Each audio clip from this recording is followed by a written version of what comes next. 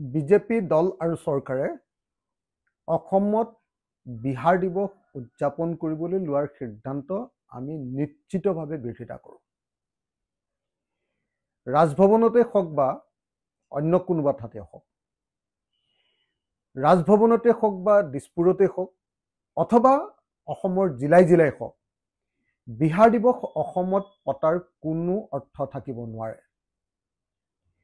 অসমকো আমি কেতিয়াও দেখা নাই যে অসম দিৱসটো বিহাৰে পাতি আছে। আমি বিহাৰক এইটো কথা দেখা নাই যে অসম দিৱস বিহাৰত অনুষ্ঠিত কৰা হয় আৰু জিলাই জিলাই কৰা হয়। গতিকে আজিৰ দিনটোত কেৱল আৰু কেৱল ভোটৰ লালসাত, হিন্দীভাষী ভোট লাভ কৰাৰ স্বাৰ্থত বিজেপি দলে যি ধৰণে অসমত বিহাৰ দিৱস উদযাপন কৰিবলৈ লৈছে, ইয়াক ৰাইজৰ দলে তীব্ৰ সমালোচনা কৰিছোঁ, ধিক্কাৰ দিছোঁ আৰু ইয়াক সম্পূৰ্ণৰূপে বন্ধ কৰিবৰ কাৰণে দাবী উত্থাপন কৰিছোঁ।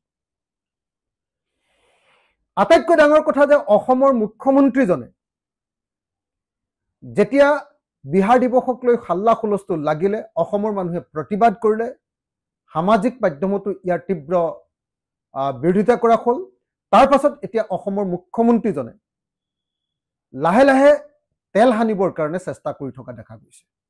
মুখ্যমন্ত্ৰীজনে বিষয়টোক লঘু কৰিবৰ কাৰণে, বিষয়টোক সৰু কৰি, ই অসমীয়া জাতিৰ স্বাভিমানত আঘাত কৰা বিষয় নহয়, বৰং এইটো আমি গ্ৰহণ কৰিবলগীয়া বিষয় বুলি প্ৰমাণ কৰিবলৈ গৈ তেওঁ অসমীয়া জাতিক আকৌ এবাৰ অপমান কৰাৰ চেষ্টা কৰিছে আৰু তেওঁ অসমৰ জাতীয় সত্তাৰ ওপৰত আক্ৰমণ কৰি, যেনেকৈ কা আনতো তেওঁলোকৰ কাৰণে এইটো এটা জাতীয় দায়িত্ব আছিলে বুলি কৈছিলে, তেওঁলোকৰ কাৰণে এটা ৰাষ্ট্ৰীয় দায়িত্ব আছিলে বুলি কৈছিলে, কা আমাৰ ওপৰত অসমীয়া মানুহৰ ওপৰত জাপি দিয়াটো যি সময়ত সমগ্ৰ অসমবাসী ৰাইজে বিৰোধিতা কৰিছিলে, সেই সময়ত তেওঁলোকে সমৰ্থন কৰিছিলে, সেই সময়ত তেওঁলোকে আমাৰ ওপৰত জাপি দিছিলে, সেই সময়ত আমাৰ 5জন মানুহক গুলীয়াই হত্যা কৰিছিলে।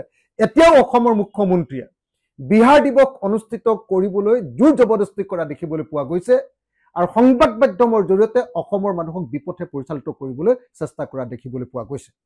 মই অসমৰ মুখ্যমন্ত্ৰী ডাঙৰীয়াক সকীয়াই দিছোঁ, অসমৰ মুখ্যমন্ত্ৰীজনীক আহ্বান জনাইছোঁ, অসমৰ মুখ্যমন্ত্ৰীজনীক একদম স্পষ্টভাৱে জনাই দিব খুজিছোঁ যে আমাক অসমত বিহাৰ দিৱসৰ কোনো প্ৰয়োজন নাই, বিহাৰেও অসম দিৱস কোনোদিন পতা আমি শুনা নাই আৰু বিশেষভাৱে জিলাই জিলাই বিহাৰ দিৱস পতাৰ কথাটো বা বিহাৰত অসম দিৱস পতাৰ কথাটো কেতিয়াও উঠিবই নোৱাৰে।